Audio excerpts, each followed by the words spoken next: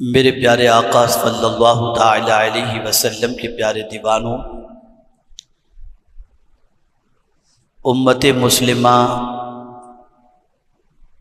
صحیح معنوں میں قرآن مقدس کی تعلیم سے ناواقفیت کی بنیاد پر اور رسول رحمت صلی اللہ تعالی علیہ وسلم کی تعلیمات سے ناواقفیت کی بنیاد پر بہت سارے حالات کو دیکھ کر مایوسی میں گرفتار ہو جاتی ہے۔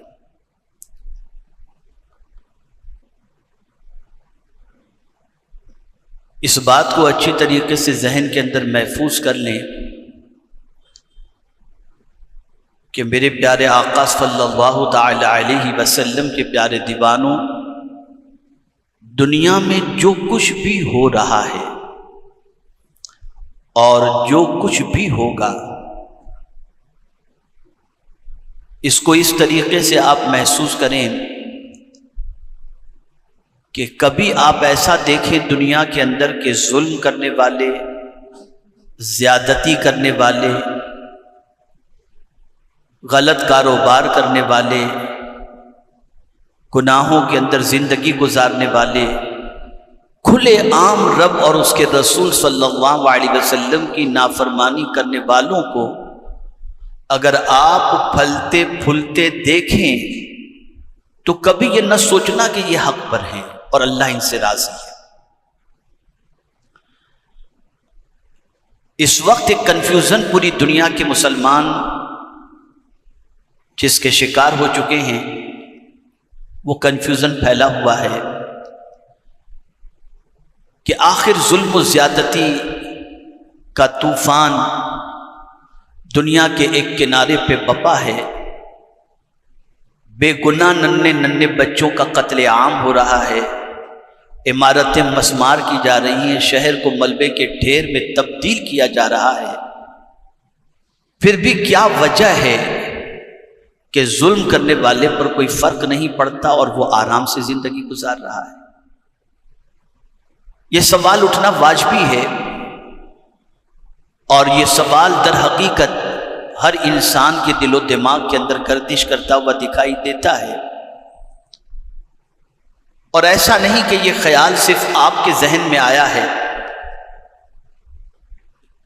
حدیث کی روشنی میں دیکھیں تو بہت سارے پاپ کے دلدل میں ڈوبے ہوئے اور حرام کاروبار کرنے والوں کے پاس دولت کی فراوانی دیکھ کر صحابہ بھی یہ سوچنے لگے کہ آخر یہ ایسا کیوں؟ تو انہوں نے حضور سے بھی سوال کیا اس کے بارے میں۔ تو آئیے سب سے پہلے میں یہ سمجھانے کی کوشش کروں کہ رب قدیر جل جلالہ کی کچھ حکمتیں ہوتی ہیں، اور یہ بات یاد رکھیں، ظلم ایسی چیز ہے کہ اللہ عز و جل اسے گوارا نہیں فرماتا۔ اللہ کفر کو گوارا کر لے گا، ظلم کو گوارا نہیں کرے گا۔ اور اسی کو قرآن مقدس میں رب قدیر نے فرمایا وَلَا تَحْسَبَنَّ اللَّهَ غَافِلًا، اللہ کو بے خبر گمان نہ کریں، عَمَّا يَعْمَلُ الظَّالِمُونَ، جو ظلم کر رہے ہیں۔ یہ نہ سمجھے کہ اللہ غافل ہے۔ تو اب سوال یہ پیدا ہوتا ہے کہ مولا باخبر بھی ہے کہ ظلم ہو رہا ہے، مولا جانتا بھی ہے کہ ظلم ہو رہا ہے، تو یہ ظالم کو اتنی ڈھیل کیوں؟ ظالم کو اتنی مہلت کیوں؟ تو قرآن نے کہا انما یؤخرہم لیوم تشخص فیہ الابصار، اس کے علاوہ کچھ بھی نہیں کہ ان کے معاملے کو مؤخر کیا گیا قیامت کے دن کے لیے، تاکہ قیامت کے دن ان کی آنکھیں بچھی کی بچھی رہ جائیں۔ یعنی یہ بات یاد رکھیں، کچھ گناہوں کا عذاب اللہ دنیا میں ہی دے دیتا ہے اور کچھ کا اللہ عز و جل آخرت میں عطا فرمائے گا، لیکن یہ بات بھی ذہن میں رہنی چاہیے کہ دنیا کا کوئی بھی ظالم ایسا ہے ہی نہیں جس کو اللہ نے دنیا میں بھی بدلہ نہ دیا ہو اس کے ظلم کا، اور آخرت میں بھی بدلہ نہ عطا فرمائے۔ اس بات کو یاد رکھیے گا، حدیث مبارکہ میں دو گناہ کے عذاب مرنے سے پہلے اللہ دنیا میں بھی دے دیتا ہے اور آخرت میں بھی عطا فرمائے گا۔ دو گناہ، ایک ظلم اور دوسرا صلہ رحمی کی بجائے قطع رحمی یعنی رشتے کاٹنے کا گناہ۔ جو بھائی بھائی میں لڑاتے ہیں، میاں بیوی میں لڑاتے ہیں، بھائی بہن میں لڑاتے ہیں، خاندان خاندان میں لڑاتے ہیں، حضور صلی اللہ علیہ وسلم نے فرمایا یہ گناہ ایسا ہے کہ اس کی سزا اللہ مرنے سے پہلے دنیا میں بھی عطا فرمائے گا اور آخرت میں بھی عطا فرمائے گا۔ تو اللہ ظالموں کو مہلت دیتا ہے، اور تاریخ اٹھا کر ہر ظالم کی زندگی پڑھ لیجئے آپ، کوئی دنیا میں ظالم ایسا گزرا ہی نہیں جس کو اللہ نے دنیا میں اس کے ظلم کی سزا نہ دی۔ میرے پیارے آقا صلی اللہ تعالی علیہ وسلم کے پیارے دیوانوں، ظلم کرنے والا کبھی تصور کرتا ہے کہ میں کچھ بھی کروں، میں بڑا ہوں، سب کچھ کر سکتا ہوں، اور سامنے والے کو کمزور دیکھ کر اس پر ظلم و زیادتی کرتا ہے۔ اور کبھی ایسی پوزیشن ہوتی ہے کہ مظلوم اتنا بے بس ہو جاتا ہے، اتنا بے بس ہو جاتا ہے کہ آواز بھی نہیں اٹھا پاتا۔ اس کو فرمایا گیا کہ جب کبھی کوئی ظالم کسی بے گناہ پر ظلم کرتا ہے جو کمزور ہے تو بیچارہ چپ رہتا ہے، مار کھاتا ہے، برداشت کرتا ہے، ہاتھ پیر جوڑنے کی کوشش کرتا ہے، یہ سب کچھ کرتا ہے، کچھ نہیں بولتا، چپ چاپ برداشت کرتا ہے۔ تو فرشتے اللہ کی بارگاہ میں عرض کرتے ہیں مولا تیرا ایک بندہ اتنا بے بس ہے کہ ظالم کے سامنے بول بھی نہیں پاتا، اتنا سہما ہوا ہے، اتنا ڈرا ہوا ہے کہ ظلم کے خلاف آواز بھی نہیں اٹھا سکتا کہ مجھے مت ستاؤ، بول بھی نہیں پاتا۔ مولا یہ تیرے بندے کی کیفیت ہے۔ تو رب قدیر جل جلالہ جلال میں آتا ہے اور فرماتا ہے میری عزت کی قسم میں اس بندے کو ہلاک کر کے رہوں گا۔ ظلم روا ہے ہی نہیں، کبھی کسی کمزور پر ظلم کرنا ہی نہیں چاہیے، یہی وجہ ہے۔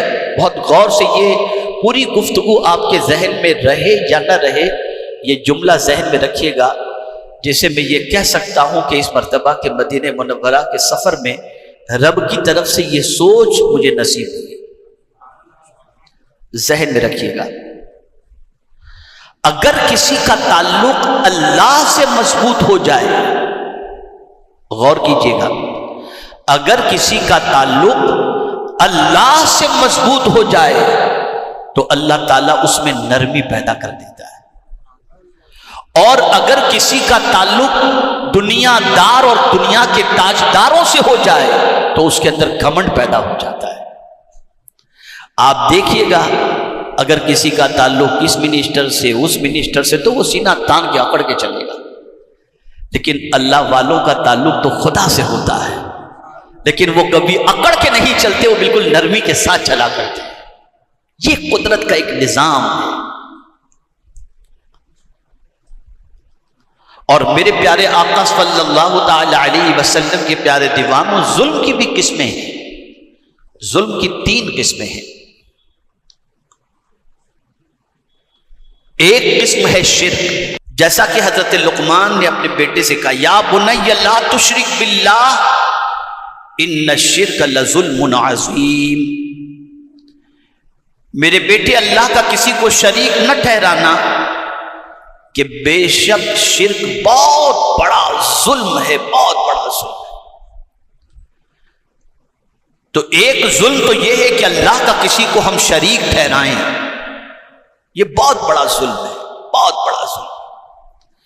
اللہ ایک ہے، وحدہ لا شریک ہے، اس کا کوئی شریک نہیں، وہ ہمیشہ سے ہے اور وہ ہمیشہ رہے گا، یہ اس کی شان ہے،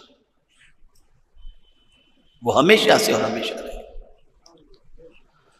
دوسرا ظلم مخلوق پر کرنا، مخلوق کا مخلوق پر کرنا، کوئی انسان کسی پر ظلم کرے، جیسا کہ عام طور پر آج دنیا میں ہو رہا ہے، اور ہر ظالم یہ سمجھتا ہے کہ مجھ سے بڑا 30 مار خاں کوئی دوسرا ہے ہی نہیں، میں جو چاہوں کر لوں۔ میاں اتنا آسان نہیں ہے، اتنا آسان نہیں۔ ظلم کی سزا مقرر ہے، وہ مل کر کے رہے گی، مل کر کے رہے گی۔ اور کیسی ملے گی اس کو بھی قرآن نے منشن کیا، وَكَذَلِكَ أَخْذُ رَبِّكَ إِذَا أَخَذَ الْقُرَىٰ وَهِيَ ظَالِمَةٌ إِنَّ أَخْذَهُ عَلِيمٌ شَدِيدٌ۔ اللہ فرماتا ہے ایسے ہی ہم بستی والوں کی پکڑ کرتے ہیں جو ظلم کرتے ہیں، اور بے شک اس کی پکڑ سب سے سخت ترین ہے۔ وہ پکڑے تو دنیا چھڑا نہیں سکتی، اس کی پکڑ بہت سخت ہے، بہت سخت ہے، بہت سخت ہے اس کی پکڑ۔ اسی طریقے سے ایک اور مقام پر رب قدیر جل جلالہ نے ظالم کے حوالے سے فرمایا کہ جو لوگ زمین پر ظلم کرتے ہیں تو اللہ عز و جل فوراً پکڑ کیوں نہیں کرتا؟ وَجَعَلْنَا لِمَهْلِكِهِمْ مَوْعِدًا، ان کے لیے اللہ نے ہلاکت کا ایک وقت مقرر کر رکھا ہے، جب وہ وقت آئے گا تو اللہ انہیں ہلاک کروا دے گا۔ یہ قرآن کا دستور بتا رہا ہوں، یہ قرآن کا قانون۔ اس لیے میری بات ہمیشہ کے لیے ذہن میں رکھو، کبھی کسی پر ظلم نہ کرو، یہاں تک کہ جانور پر بھی، اس پر بھی ظلم نہ کرو۔ اسلام ظلم کو پسند نہیں کرتا، اسلام ظلم کی اجازت نہیں دیتا، اسلام ظلم کو گوارا نہیں کرتا۔ جن جانوروں کو اللہ نے عقل نہیں عطا فرمائی اور جن جانوروں کے سلسلے میں کوئی جزا یا سزا کا معاملہ نہیں، لیکن آپ جانتے ہیں حدیث مبارکہ میں کہ اگر سینگ والی بکری نے بغیر سینگ والی بکری کو دنیا کے اندر مارا نا تو قیامت میں دونوں بکریوں کو جمع کیا جائے گا، جس کے سینگ نہیں تھے اس سے اللہ سینگ عطا کرے گا اور کہے گا اس نے تجھے دنیا میں مارا تھا، لے لے اس سے بدلا۔ یعنی اتنا اللہ ظلم کو ناپسند کرتا ہے، اتنا ناپسند کرتا ہے۔ اور تیسرا ظلم مخلوق کا مخلوق پر ظلم، یہ دوسرا ہوا۔ تیسرا ظلم انسان خود اپنے اوپر کرتا ہے، خود پر ظلم کرتا ہے، اور اس کو تو قرآن نے مینشن کیا ہے جا بجا۔ خود پر ظلم کرنا کیسے؟ تو خود پر ظلم کرنے سے مراد یہ ہے کہ آدمی اللہ کی دی ہوئی چیزوں کو اس کے قانون کے خلاف استعمال کر کے اپنی جان کو ہلاکت میں ڈال دے۔ آنکھ قرآن دیکھنے کے لیے دی، آنکھ سے گناہ کیا، اب یہ ظلم جو اس نے آنکھ سے کیا ہے، اس کی وجہ سے حدیث مبارکہ میں کہ قیامت کے دن اس کی آنکھوں کے اندر جہنم کی آگ کی سلاخیں ڈالی جائیں گی، جس نے آنکھ سے گناہ کیا ہے۔ تو یہ اپنے آپ پر ظلم ہوا، یہ اپنے آپ پر۔ گانے سنے تو قیامت کے اندر، قیامت کے دن اس کے کان کے اندر پگھلایا ہوا سیسا ڈالا جائے گا، جس نے گانے سنے، غیبت سنی، اس کے لیے عذاب رکھا گیا۔ تو یہ تیسرا ظلم اپنے وجود پر ہوا۔ اب سنیں آپ، میں سمجھتا ہوں اس واقعے کے بعد آپ کا ذہن کھل جائے گا۔ دو چیزیں آپ کی سماعتوں کے حوالے کرتا ہوں۔ نمبر ایک بادشاہ تھا، سیر کے لیے نکلا، اور جب وہ سیر کے لیے نکلا دریا کے کنارے پر، تو ایک ایسی جگہ تھی جہاں سے سورج بڑا خوبصورت نظر آ رہا تھا، وہاں ایک بڑھیا کی جھوپڑی تھی۔ اب وہ جو امچے چمچے ہوتے ہیں ساتھ میں بادشاہوں کے، انہوں نے کہا حضرت سر یہ بادشاہ سلامت، یہ جگہ بہت اچھی ہے، یہاں اگر آپ کہیں تو محل بنا دیا جائے۔ کہا بالکل بنا دو۔ پوچھا گیا یہ جھوپڑی کس کی ہے؟ تو پتہ چلا ایک بڑھیا کی ہے۔ بڑھیا سے کہا گیا کہ میں تجھے شہر کے اندر بڑا گھر دے دیتے ہیں، یہ جھوپڑی ہمیں دے دے۔ تو اب ایک انسان کی فطرت ہوتی ہے، زندگی کے 60-70 سال اگر کسی جگہ پر گزر جائے نا تو پھر وہ جگہ چینج کرنا اسے جمتا نہیں ہے۔ آج بھی بہت ساری ایسی بڑھیاں ہیں، ہمارے ساتھیوں کی والدہ وغیرہ رہتی ہیں گاؤں کے اندر، اور گاؤں چھوڑ کر کے یہاں اچھے فلیٹ کے اندر ایئر کنڈیشن کے اندر لے کر آتے تو ان کو یہاں جمتا ہی نہیں، بولے بھائی مجھے تو گاؤں ہی چھوڑ دو، وہیں اچھا لگتا ہے، چاہے گھر میں ہو۔ یہ ہوتا ہے، تو جس کی زندگی جہاں بہت لمبی گزری ہو اس کو دوسری جگہ اچھا نہیں لگتا۔ وہ بڑھیا نے کہا کہ مجھے میری زندگی یہاں کٹ گئی، میں شہر میں کیا کروں گی، مجھے یہی رہنا۔ کہا نہیں، تیرا جھوپڑا بادشاہ کو پسند آ گئی، یہ جگہ پسند آ گئی، تجھے چھوڑنا پڑے گا۔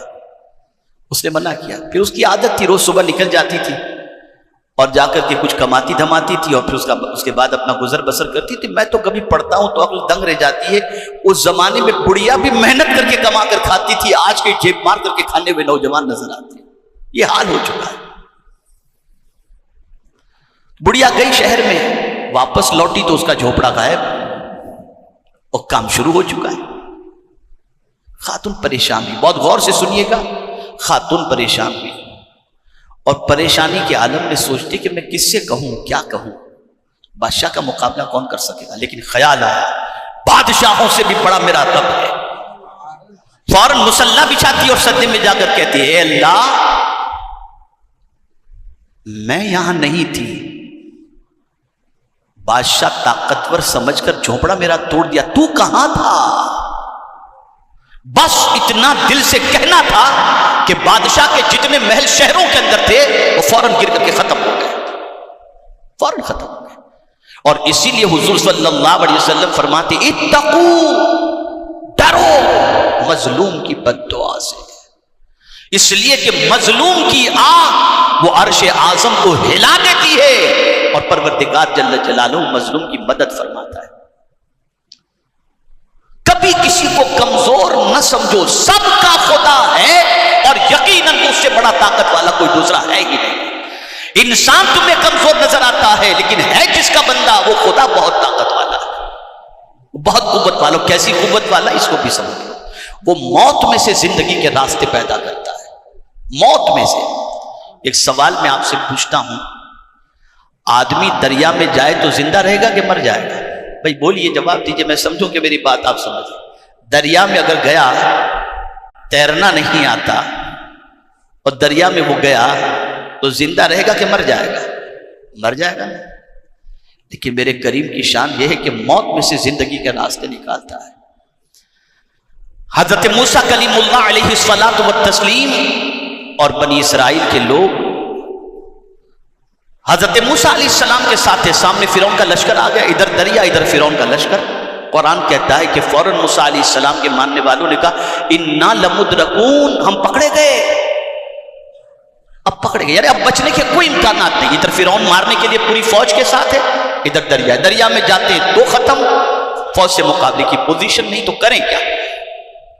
ایک ذات تھی اللہ پر امید رکھنے والی، سب مایوس نظر آ رہے تھے، لیکن حضرت موسیٰ نے کہا کلا، ہرگز نہیں، ان معی ربی سیہدین، بے شک میرے ساتھ میرا رب ہے اور وہ راستہ عطا فرمائے گا۔ یہ کہتے ہوئے آپ نے ایک عصا دریا میں مارا، وہ دریا جو موت کی جگہ ہے اللہ نے اس میں راستے پیدا فرما دیے۔